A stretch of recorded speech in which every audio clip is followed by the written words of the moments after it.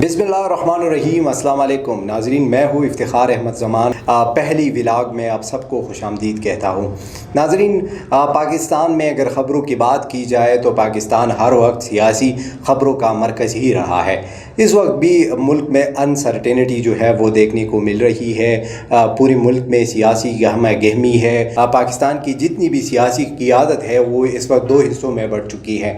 एक तरफ वो पार्टी थी जिसके मकबूलियत के चर्चे थे कुछ अरसा कबल, जिसका नाम पाकिस्तान तहरीक इंसाफ है, और दूसरी तरफ 11 पार्टियों की एक ग्रुप जिसको PDM का नाम दिया गया है, वो हमें दूसरी तरफ नज़र आ रहे हैं। लेकिन अगर देखा जाए तो एक पाकिस्तान तहरीक इंसाफ वाहिद पार्टी थी जो इस वक्त कुछ अरसा कबल जो है वो एक मकबूलियत को जो है वो पहुँच चुकी थी, और इस पार्टी की मकबूलियत जो है वो पाकिस्तान के कोने कोने में नज़र आ रही थी। खैबर पुख्तनख्वा में हुकूमत, गिलगित बल्तिस्तान में हुकूमत, पंजाब में हुकूमत और वफाक में भी इनके हुकूमत थी। और ये एक सियासी पार्टी थी जिस पर दूसरी सियासी पार्टियों को एतराज़ था कि ये एक सेलेक्टेड लोग जो है वो इस पार्टी में शामिल किए गए हैं, और इसके बाद इस पार्टी को जो है वो तवानाई बख्शी गई है।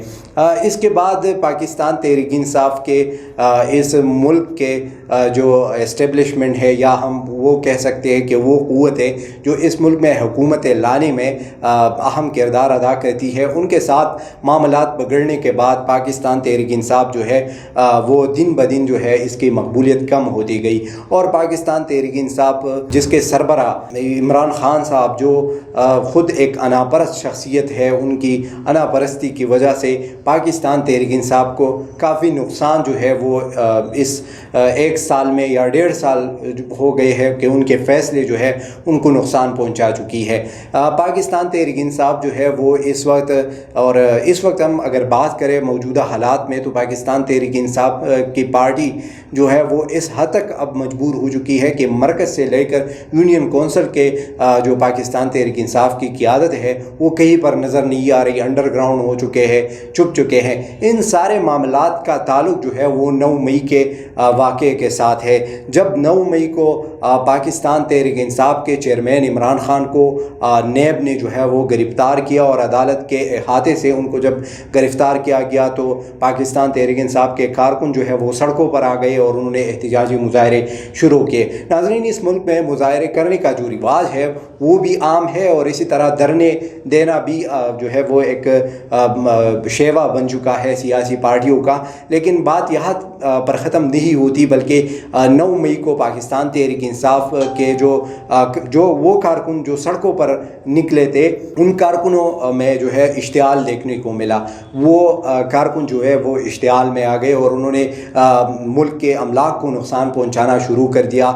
पाकिस्तान तहरीक इंसाफ के कारकुनों ने न सिर्फ मुल्की अमलाक को नुकसान पहुँचाया बल्कि फ़ौजी तनसीबात को भी नुकसान पहुँचाया, जिसके बाद पूरे मुल्क में जो है वो इंटरनेट की सहूलत जो है वो उस वक्त बंद कर दी गई, और मीडिया पर जो है इस तरह के ख़बरों पर भी पाबंदी लगाई गई। लेकिन जब बाद में पता चला तो जलाओ गिराव और मुल्क के अमलाक को नुकसान पहुंचाने का जो फ़ैसला था वो पाकिस्तान तहरीक इंसाफ के क़ियादत से जो है वो मिलता जुलता था। और ये सारी ख़बरें जो है वो जब मीडिया पर आना शुरू हो गई तो उसके बाद इस मुल्क में जो रियासत की जो ज़िम्मेदार इदारे हैं या महकमे हैं वो हरकत में आ गए, और पाकिस्तान तहरीक इंसाफ के ख़िलाफ़ कार्रवाइयों का फ़ैसला किया गया, और पाकिस्तान तहरीक इंसाफ के ख़िलाफ़ कार्रवाइयाँ शुरू हो गई। उसके बाद पाकिस्तान तहरीक इंसाफ के दर्जनों कारकुन जो है वो गिरफ़्तार हो चुके हैं। पाकिस्तान तहरीक इंसाफ के चेयरमैन इमरान खान के मुताबिक और PTI के ऑफिशल्स के मुताबिक इस वक्त 10,000 के करीब जो है पाकिस्तान तहरीक इंसाफ के कारकुन जो है वो इस वक्त जेलों में जा चुके हैं, या इस वक्त हुकूमती मेहमान जो है वो इस वक्त बन चुके हैं। इसके बाद अब पाकिस्तान तहरीक इंसाफ की जानिब से बार बार कहा जा रहा है कि हमारे कारकुनों के साथ ज़्यादती हो रही है, उन पर जुल्म ढाए जा रहे हैं। لیکن اگر دیکھا جائے تو پورے ملک میں جس طرح کے نقصانات ہوئے ہیں یہ بھی کئی اس کی نظیر جو ہے وہ تاریخ میں کہیں نہیں ملتی. تو اس وجہ سے ان لوگوں کے خلاف کا رویہ کرنا جو ہے وہ بھی ریاست کی ذمہ داری بنتی ہے.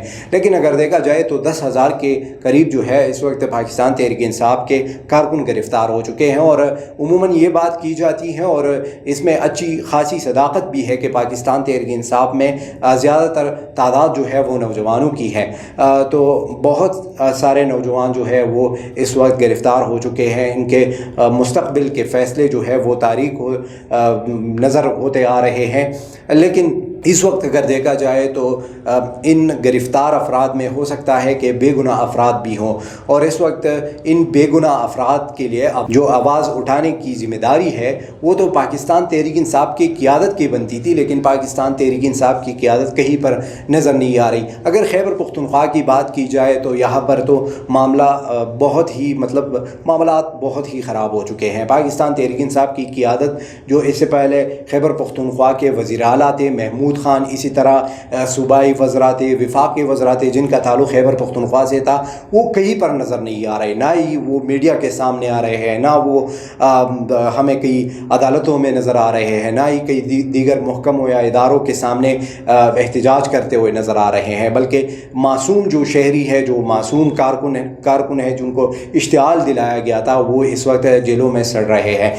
تو اس وقت خیبر پختونخوا اگر پوری پاکستان کی بات کی جائے تو دیگر سیاسی پارٹیوں جو اس وقت ان کو ضرورت ہے کہ وہ ان شہریوں کے جو پاکستان تحریک انصاف کے کارکن تھے اور وہ اشتعال میں آ کر انہوں نے اس طرح کی حرکتیں کی یا اس طرح کے جو ہے جرائم کے مرتکب بنے ہیں, ان کے لیے آواز اٹھانے کا فیصلہ اگر دیگر سیاسی پارٹیوں کی جانب سے کیا جائے تو یہ وقت کی بہت ضرورت ہے. اور اگر خیبر پختونخوا میں بات کی جائے تو یہاں پر عوامی نیشنل پارٹی اور دیگر پارٹیوں کو آگے آنا ہوگا, اور وہ بے گناہ نوجوان جو اس وقت گرفتار ہو چکے ہیں ان کے لیے آواز اٹھانا ہوگا اور ان کے لیے جو ہے آگے آنا ہوگا, کیونکہ ان کے اپنی جو قیادت تھی وہ تو ہمیں کہیں نظر نہیں آ رہی. اگر سوات کی بات کی جائے تو سوات میں بھی پورے ملاکنڈ ڈویژن میں یہاں پر خان صاحب کے قریبی ساتھی بھی ہوا کرتے تھے. خان صاحب وزیر اعلیٰ جن کا تعلق بھی سوات سے تھا وہ بھی کہیں نظر نہیں آ رہا. اسی طرح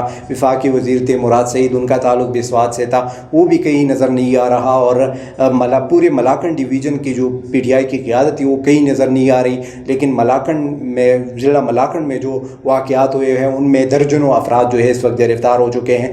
تو ان کی رہائی کے لیے بھی پاکستان تحریک انصاف کی قیادت جو ہے وہ سامنے نہیں آ رہی. تو اس کے لیے دیگر پارٹیوں کو چاہیے کہ وہ سامنے آئے اور اس وقت ان نوجوانوں کا ساتھ دے اور ان نوجوانوں جو بے گناہ ہے ان کے لیے آگے آئے, ان کے لیے آواز اٹھائے اور ان کو انصاف دلائے. ناظرین, اسی طرح کی گہما گہمی جو ہے وہ پورے ملک میں بھی نظر آ رہی ہے. عمران خان جو ہے وہ اپنی آنا کی وجہ سے جو ہے وہ اپنی سیاسی جو بصیرت ہے وہ کھو چکے ہیں. پورے ملک میں لوگ جو ہے جوک در جوک اس پارٹی کو چھوڑ رہے ہیں. پارٹی جو ہے وہ اس وقت پارا ہو گئی ہے. پاکستان تحریک انصاف کے غبارے سے جو ہے وہ ہوا نکلنا شروع ہو گئی ہے. ہر جگہ پی ٹی آئی کے M N As, M P As, سابق M N As, M P As, وہ سب جو ہے وہ چھوڑ کے جا رہے ہیں. تو اس وقت پاکستان تحریک انصاف کو اپنی سیاسی مستقبل کا فیصلہ کرنا ہوگا, اور خان صاحب کو یہ خاص کر فیصلہ کرنا ہوگا کہ ان کی جو سیاسی فیصلے تھے ان کے اس میں کس حد تک ان سے غلطیاں ہوئی ہے.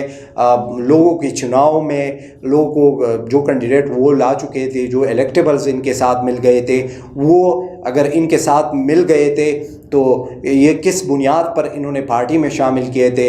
ان کے نظریاتی لوگ جو ہے وہ ان کا اس وقت کیوں ساتھ نہیں دے رہے تھے, اس وقت کیوں وہ لوگ جو ہے ان کو ناراض کر کے خان صاحب الیکٹیبلز کو سامنے لے کر آئے تھے. ان سارے فیصلوں کو اگر دیکھا جائے تو اس میں خان صاحب کی انا بھی دیکھنے کو مل رہی ہے, اور خان صاحب کے آگے پیچھے وہ لوگ جنہوں نے خان صاحب کو جو ہے غلط مشورے دیے اور خان صاحب کی پارٹی کو جو ہے وہ اس حد تک نقصان پہنچا. تو اب یہ خان صاحب سب کے لیے ایک ٹرننگ پوائنٹ ہوگا کہ خان صاحب اپنی سیاست کو کس طرف لے کے جانا چاہتے ہیں۔